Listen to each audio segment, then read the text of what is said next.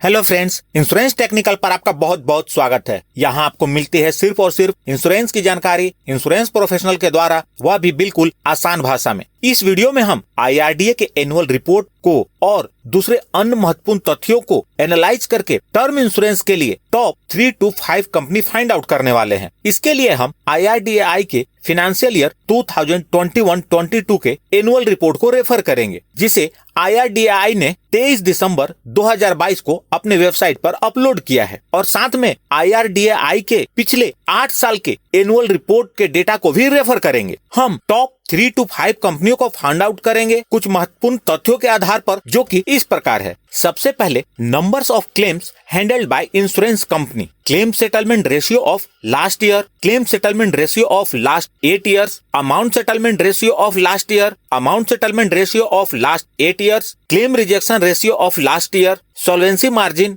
और other factors, जिसकी चर्चा इस वीडियो के बीच में करता रहूंगा। दोस्तों, सबसे पहले बात आती है कि क्लेम सेटलमेंट रेशियो होता क्या है। तो सिंपली आप जान ले, इंश्योरेंस कंपनी के पास जो टोटल क्लेम्स होते हैं, उसमें से जितने परसेंट क्लेम को इंश्योरेंस कंपनी सेटल्ड करती है, उस परसेंटेज को क्लेम सेटलमेंट रेशियो कहते हैं। यदि किसी कंपनी के पास टोटल 100 क्लेम्स हैं और कंपनी ने 95 क्लेम सेटल्ड किया, तो कंपनी का क्लेम सेटलमेंट रेशियो हुआ 95%। बाकी 5 क्लेम का क्या हुआ, या रिजेक्ट हो गए या आज के डेट में भी पेंडिंग है, क्लेम सेटलमेंट रेशियो का इससे कोई लेना देना नहीं है। आप सभी इंश्योरेंस कंपनियों के क्लेम सेटलमेंट रेशियो को यहाँ देख सकते हैं, और सभी इंश्योरेंस कंपनियों के पास लास्ट फाइनेंशियल ईयर में कितने क्लेम आए थे और कितने क्लेम उन्होंने सेटल किए, इसे आप स्क्रीन पर देख सकते हैं।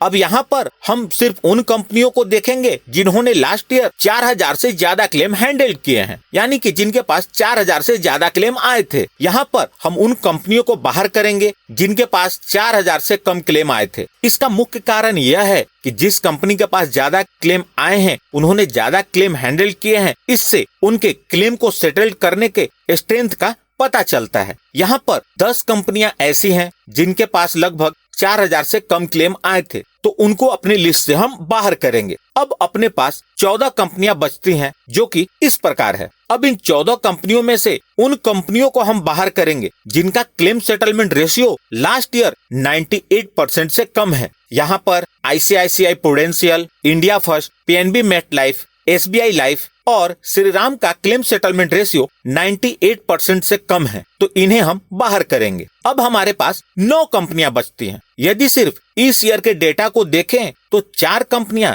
क्लेम सेटलमेंट में LIC से आगे हैं। अब हम इनका लास्ट 8 years का क्लेम सेटलमेंट रेशियो का एवरेज देखते हैं। दोस्तों, लास्ट 8 years के एवरेज क्लेम सेटलमेंट रेशियो निकालने के लिए मैंने 8 years के क्लेम सेटलमेंट रेशियो को ऐड करके 8 से डिवाइड किया है। यहाँ आप देख सकते हैं 8 साल के एवरेज में मैक्स लाइफ नंबर 1 पर है और LIC नंबर 2 पे है। यहाँ 2 कंपनियां ऐसी हैं जिसके 8 साल का एवरेज 95% से कम है। इनको हम अपनी लिस्ट से बाहर करेंगे, तो बजाज अलायंस और कोटक लाइफ अपनी लिस्ट से बाहर हो जाती हैं। अब अपने पास 7 कंपनियां बचती हैं। अब हम इन कंपनियों का इस साल का अमाउंट सेटलमेंट रेशियो देखते हैं। तो आप यहाँ देख सकते हैं HDFC लाइफ का अमाउंट सेटलमेंट रेशियो बहुत ही पुअर है। इसका सीधा मतलब यह है कि इस कंपनी ने हाई वैल्यू क्लेम को रिजेक्ट किए हैं या रेपुडिएट किए हैं। कारण चाहे जो भी हो, इस फैक्टर को हम इग्नोर नहीं कर सकते। HDFC लाइफ का पिछले 8 साल का अमाउंट सेटलमेंट रेशियो भी सिर्फ 82.1% है। इसलिए अब हम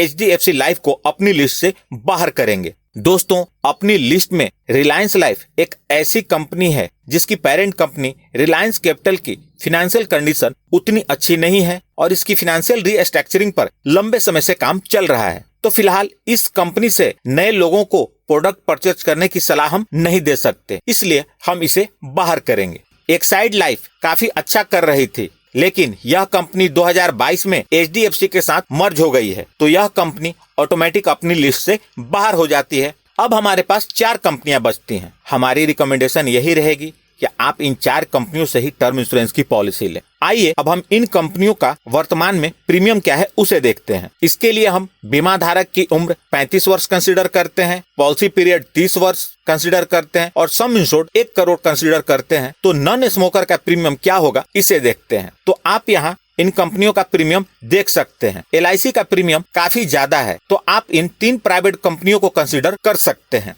इनके प्रीमियम में भी कोई खास अंतर नहीं है। मैं रिकमेंड करूंगा कि आप मैक्स लाइफ को सिलेक्ट करें, और यदि उसका प्रीमियम में ज्यादा का डिफरेंस नजर आए तो बाकी 2 कंपनियों को सिलेक्ट कर सकते हैं। यहाँ एक बात का ध्यान रखें कि प्रीमियम कभी भी बदल सकता है, तो आप जब भी डिसीजन लें प्रीमियम को ऑनलाइन जरूर चेक कर लें। अब जिन कंपनियों को हमने फाइनल किया उसका सारा डेटा एक साथ देखते हैं।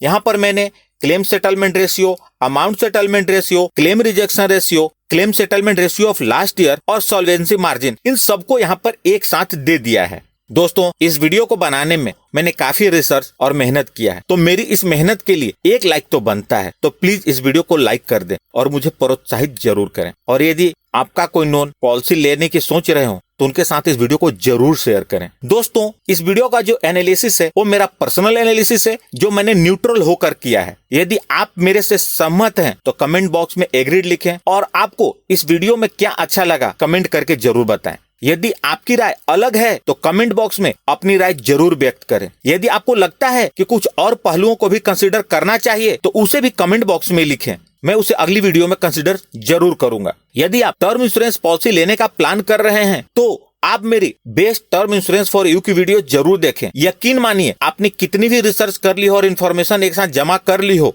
फिर भी आपको उसमें काम की जानकारी जरूर मिलेगी। यदि आपको लाइफ में टर्म इंश्योरेंस की अहमियत समझनी है तो आप मेरी टर्म इंश्योरेंस का सच वीडियो जरूर देखें। यदि आपने इस चैनल को अभी तक सब्सक्राइब नहीं किया है तो कर लें और जुड़ जाए हमारे साथ इंश्योरेंस प्रोफेशनल से इंश्योरेंस की जानकारी के लिए, और साथ में बेल आइकन पर भी क्लिक करके ऑल सेलेक्ट कर ले, ताकि जब भी मैं न्यू वीडियो अपलोड करूं वह तुरंत आप तक पहुंच जाए। और अंत में अपना कीमती समय निकालकर इस वीडियो को देखने के लिए आपका बहुत बहुत धन्यवाद।